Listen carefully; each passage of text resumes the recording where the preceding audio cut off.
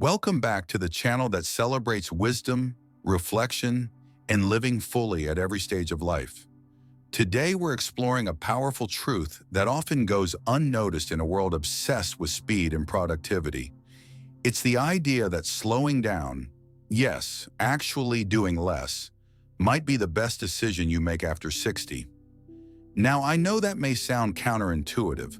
We've spent decades running from task to task, measuring our worth by how much we get done in a day. But what if I told you that learning to slow down is not about doing nothing?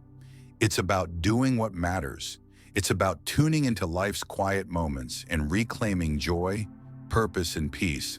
So grab a cup of tea, get comfortable, and stay with me as we unpack why embracing a slower pace might just unlock the most meaningful chapter of your life. Let's begin with an honest look at the culture we've all been part of.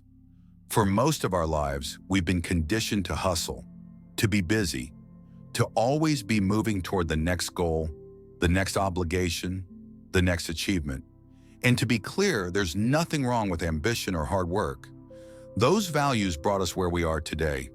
But there comes a point, especially in our 60s, 70s, and beyond, when constant motion becomes more draining than energizing.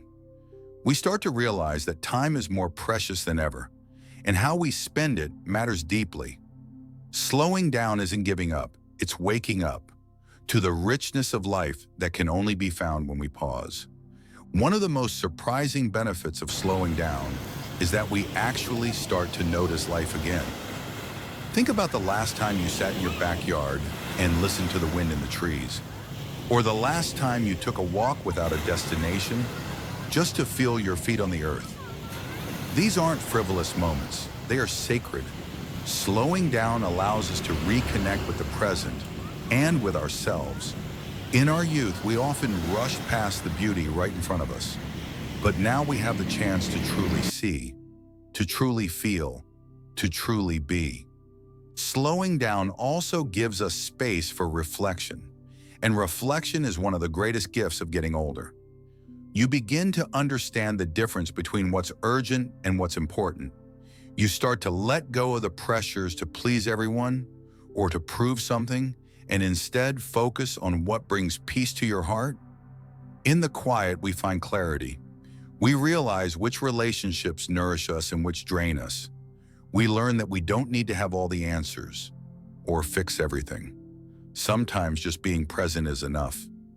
Another reason slowing down is so vital after 60 is because it supports our health physically, mentally, and emotionally. The chronic stress of always rushing takes a toll on the body. High blood pressure, inflammation, insomnia, anxiety, all of these are often tied to a life lived at full speed with no breaks. By slowing down, we give our nervous system a break. We allow our bodies to rest and heal. We give ourselves permission to breathe more deeply, to eat more mindfully, and to sleep more peacefully. These aren't luxuries. They are the foundations of a long, vibrant life. Let's talk about relationships. When we slow down, we begin to show up more fully for the people we care about. We listen more attentively. We respond more thoughtfully. Instead of multitasking or being distracted by screens, we can give our full attention to a conversation. And in doing so, we strengthen our connections. Think about how powerful it is to simply sit with someone, look them in the eye, and be fully present. That kind of presence is rare and incredibly healing. Our loved ones feel it, and we feel it too. Slowing down also invites creativity to flourish. How many of us once loved to paint, write, sing, or garden, but gave those things up when life got too busy? Now is the time to reclaim those passions, not to become an expert or to make money from them, but to enjoy the process. When we stop rushing, we rediscover the joy of making something with our hands. We find beauty in the imperfect. We learn that creativity isn't about performance, it's about expression.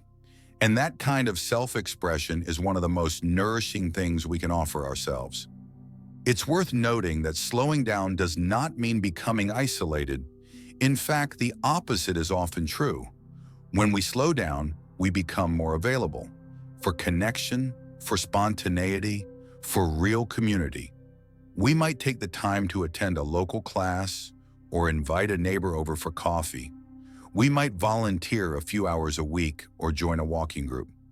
These small actions, taken without urgency, can build deep friendships and a sense of purpose. We start to realize that it's not how fast we move, it's how present we are in our interactions that creates meaning. There's also something deeply spiritual about slowing down. Regardless of what you believe, there is a kind of wisdom that reveals itself only in stillness. We begin to ask bigger questions. What really matters now? What kind of legacy do I want to leave? What brings me peace? These questions aren't answered in a rush. They are answered in quiet moments, while watching a sunset, or writing in a journal, or sitting in prayer. Slowing down makes room for those sacred conversations with ourselves and with something greater than ourselves. And let's not forget joy. When we live at a frantic pace, we miss out on the simple pleasures, the smell of fresh coffee, the laughter of grandchildren, the feel of warm sun on our skin. These are the things that make life rich. But they are easily overlooked when we're moving too fast. Slowing down helps us savor life again. We stop chasing happiness and begin to experience it in the here and now. And that is a profound shift. It's not about doing more. It's about feeling more, being more. So how do we begin to slow down? It starts with intention. Wake up and ask yourself, what do I want today to feel like? Not just what do I need to get done. Schedule pockets of rest into your day. Take a walk without your phone. Sit outside for 15 minutes and just observe. Say no to things that drain your energy and yes to things that restore it. And above all, be gentle with yourself. This is a new way of being, and it takes practice, but the rewards are immeasurable. Let's recap.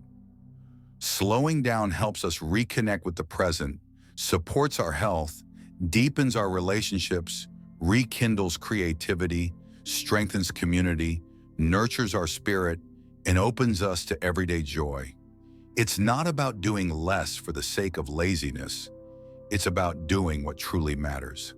In a world that glorifies hustle, choosing a slower pace is an act of wisdom and courage. And if there's one thing we've earned after all these years, it's the right to live on our own terms, with grace, intention, and heart.